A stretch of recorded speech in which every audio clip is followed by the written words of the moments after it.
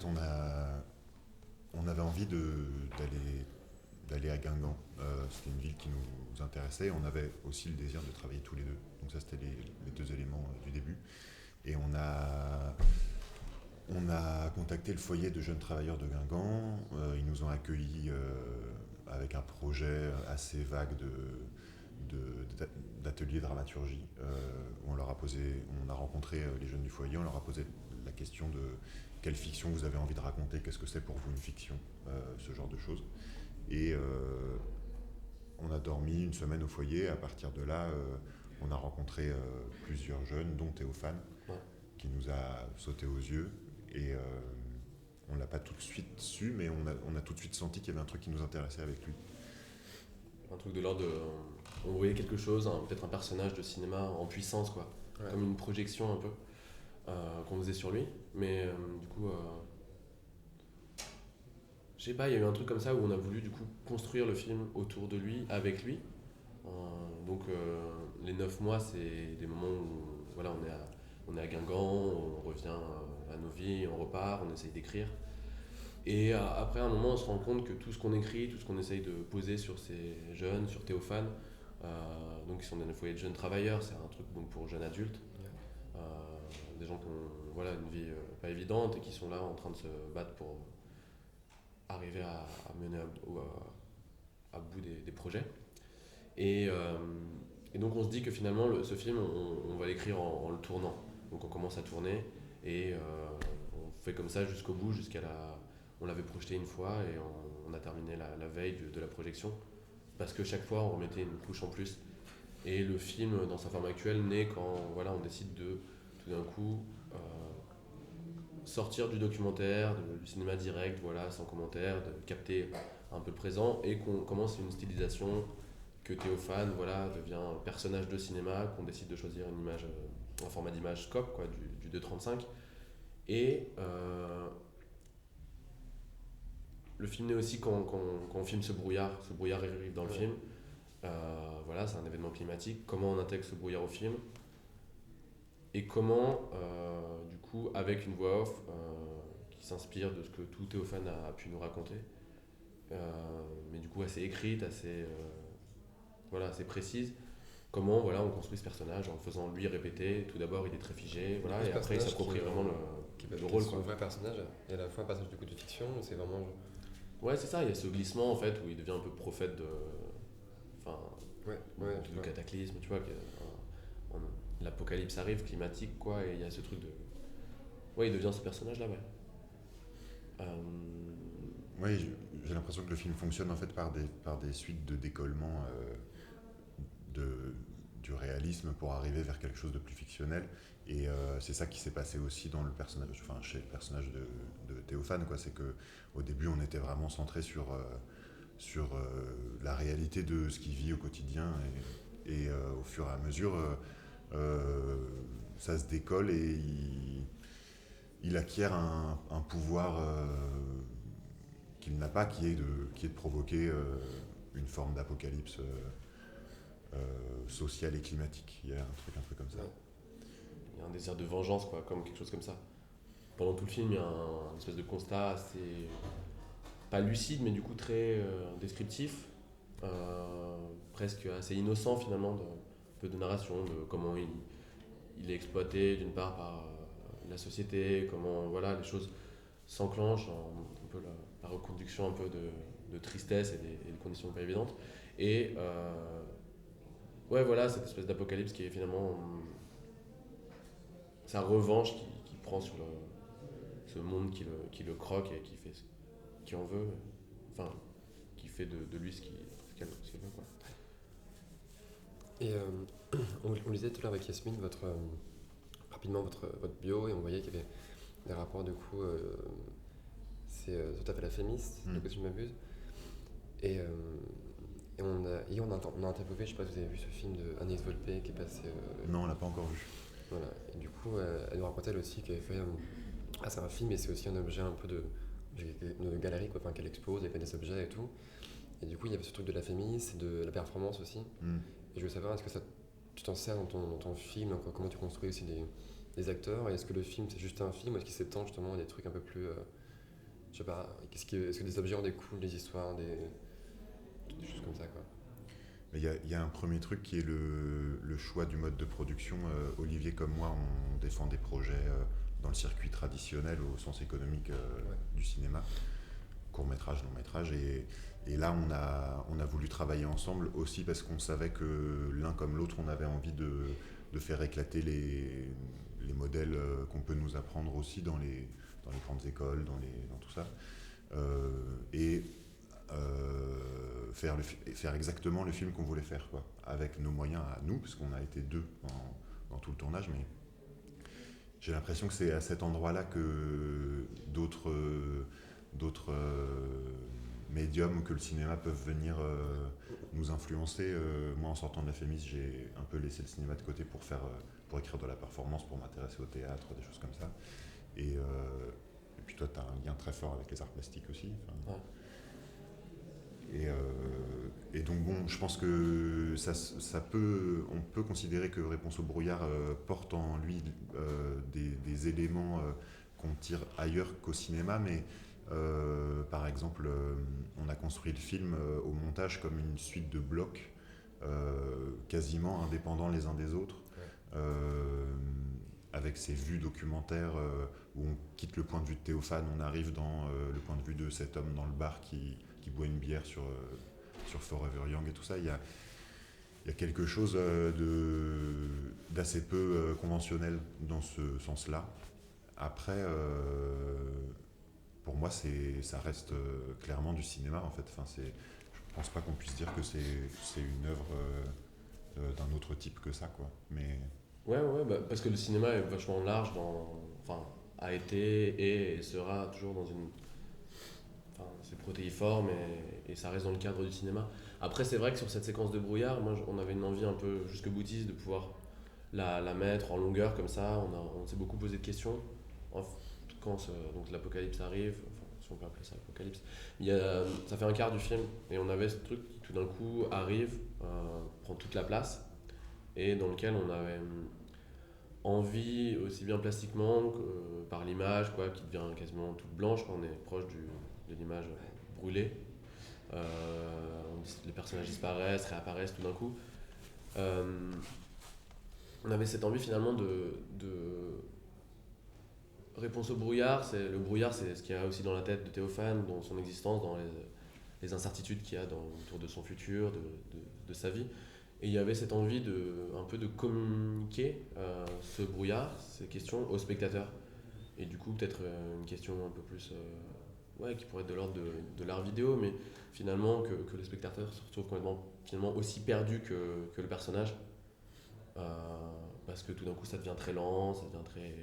Il y a une musique, enfin une composition musicale avec des bruits un peu atmosphériques de pluie, de mer. Et il y avait cette envie d'aller dans la stylisation extrême des images, quoi. D'avoir. Voilà, de travailler plus Ouais. qu'avec des dégradés de gris, plus de noir, mais beaucoup de blanc très très fort. Et voilà, se poser des questions comme ça sur la forme. Après, moi je crois pas que ça. Oui, bon, enfin, on continue là-dessus, mais je crois pas que. Je crois que le cinéma peut se permettre ça, quoi. Mais. Ouais, non, absolument, ouais. Mais c'est vrai qu'il y avait un truc un peu jusqu'au boutiste de ok, ce bloc on va le mettre, mais on va pas. On s'est beaucoup posé de questions. Est-ce qu'on doit le réduire? Est-ce qu'on doit le. Pour que ce soit plus clinique, plus policé? Et je sais pas, on a fait ce film comme ça, juste sans faire même de demande d'argent, avec notre propre matériel. Euh, voilà, l'image, c'est une caméra, machin, on travaille. Et, et si on va pas jusqu'au bout sur un film comme ça, autoproduit, enfin au bout de notre idée, bon, voilà, ça sert pas à grand chose, je pense. Et du coup, cette réponse, vous la nommez un peu quand même dans le film, par rapport au brouillard qui en effet qui est autant visuel que dans la tête de Théophane, mais est-ce que c'est une réponse un peu je sais pas, de révolte, quoi? Il y a les images un peu de Nuit debout et autres, est-ce que c'est un truc un peu fait. Il y a un choix quand même qui est fait dans la réponse, non? Ouais, ouais, il y a quelque chose dans le film qui tourne autour de la parole politique, de comment est-ce que certains ont accès par un milieu favorisé par l'éducation à une pensée, à une parole politique qui a conscience d'elle-même et qui peut s'exprimer très facilement. Et puis d'autres pour qui cette parole politique est plus compliquée. En tout cas, ce regard sur sa condition.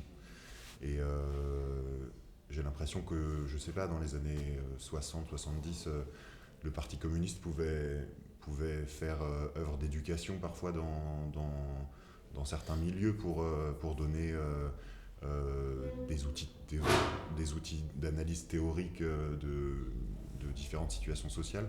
Et aujourd'hui, il y a comme un désert en fait. Mais tout milieu confondu pour le coup, mais oui. Tout milieu confondu, mais il y a eu vraiment la question de comment Théophane peut nous parler politiquement. Et en fait, quand on est arrivé au foyer, on lui a demandé, comme aux autres, quel est ton plus grand rêve ? Et il nous disait, mon rêve, c'est d'avoir une maison et un travail.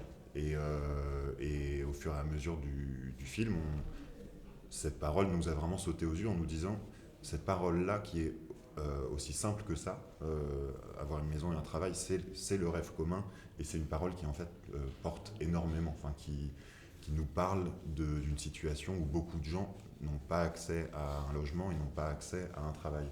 Et cette parole qui pouvait apparaître aussi simple est devenue comme quelque chose qui pour nous est apparu très très puissant. Et c'est en ça que Nuit debout, qui se passait au même moment en fait que le tournage à Guingamp, est venu faire un écho assez intéressant, parce qu'on voit des Parisiens qui s'intéressent à ces questions, et c'est à ce moment-là que Théophane commence à avoir un regard sur sa condition en fait, et à avoir ce désir de révolte et de vengeance, quoi. Et donc là, vous voyez encore un peu Théophane, ou lui parlez? Ouais. Très régulièrement, il aurait adoré être là. Ouais, il aurait bien aimé. Bah oui, on va. Peut-être que le film n'est pas fini en fait. Ouais, c'est là où j'en ai venir. Est-ce qu'il y a une suite à ça ou... Bon, on est en train d'y travailler, mais on a peut-être un projet. Enfin, Théophane a un projet assez ambitieux. Je sais pas si c'est très réalisable, mais peut-être qu'on aimerait bien, en continuant le film, essayer de pouvoir le faire se réaliser avec lui, quoi. Mais projet qui restera mystérieux. Voilà. Mais du coup, vous avez pas réutilisé ce dispositif de partir dans une ville et faire un casting et faire un portrait sur quelqu'un, vous avez pas refaire ça tout de suite? tu veux dire sur un autre film Ouais, sur quelqu'un d'autre ou sur une autre. Non, je crois pas. Je crois que là, c'est vrai que c'est notre mode de production a conditionné notre film et a vraiment créé une écriture originale. Je pense que c'est comme ça qu'il faut qu'on travaille. Nous, après, on a des projets. Voilà, moi, l'été dernier, j'ai tourné un autre film où cette fois, on avait plein d'argent. C'était une économie complètement différente. Et il y avait ce truc qui était assez génial, c'est qu'on a pu créer des décors, faire des choses très belles et tout. Mais plus cinéma, comme dans la conception un peu commune. Enfin voilà, bref. Mais il y avait Moi j'ai adoré ce tournage-là parce que justement on s'est mis vachement plus en danger parce qu'on ne savait pas sur quoi on partait. Et on devait trouver quelque chose. Mais ça a stimulé beaucoup en fait. Après, je sais pas, peut-être qu'on va continuer justement Réponse au brouillard avec le nouveau projet de Théophane de cette manière. Après, c'est pas un dispositif en soi, c'est une économie qui permet le film, mais je pense que dans les prochains projets, à chaque fois on cherche un nouveau dispositif parce que ça permet une écriture différente, quoi. Moi, ça m'intéresse beaucoup de la recherche là-dessus, quoi. Ouais, c'était ce dispositif entre guillemets pour ouais, vraiment. Pour Théophane et pour François, enfin, il y avait vraiment cette volonté de travailler ensemble. On se connaît depuis longtemps et voilà. Et de pas arriver avec un film tout fait, on écrit tous les deux. Ouais, enfin.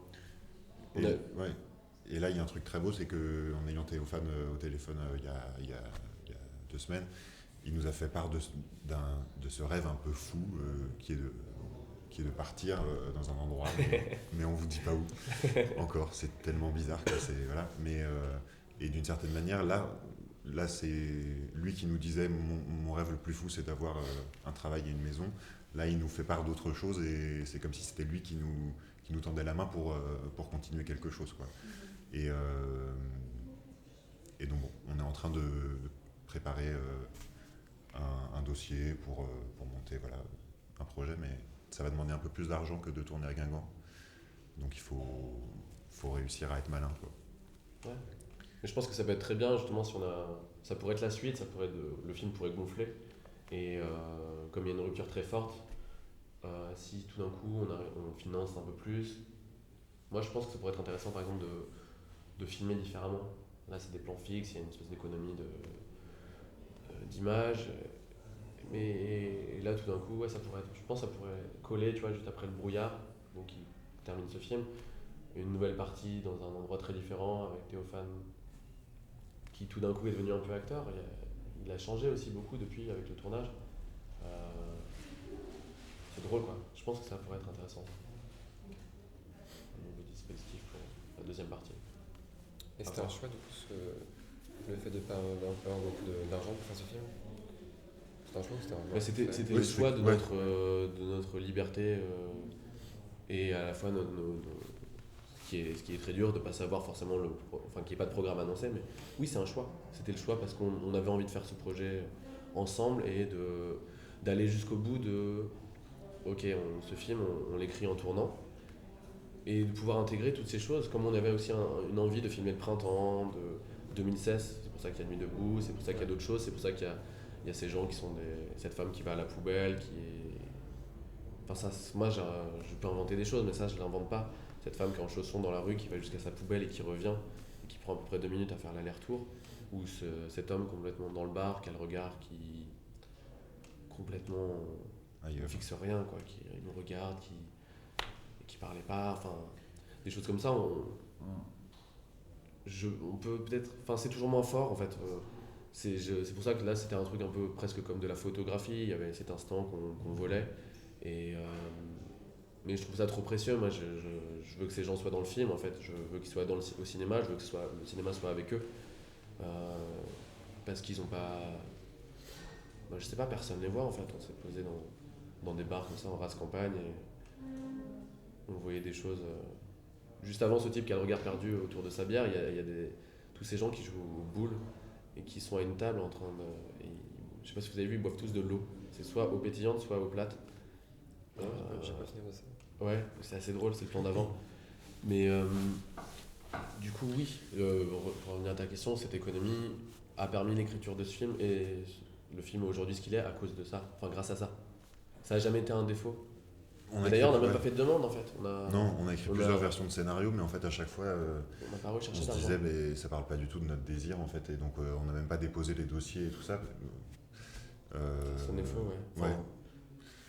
Mais du coup, ça permet d'un moment de filmer ce brouillard, d'en faire un événement dans le film, et un truc qui est imprévisible, qui est un phénomène climatique qui nous est arrivé quand on était à 10 jours de la projection où on devait montrer le film. Il y a ça, et comment tout d'un coup tout s'articule comme ça, autour de ça, pour ça. On a été aidé aussi par une compagnie de théâtre qui nous a accueillis en résidence à Binic, dans les Côtes d'Armor.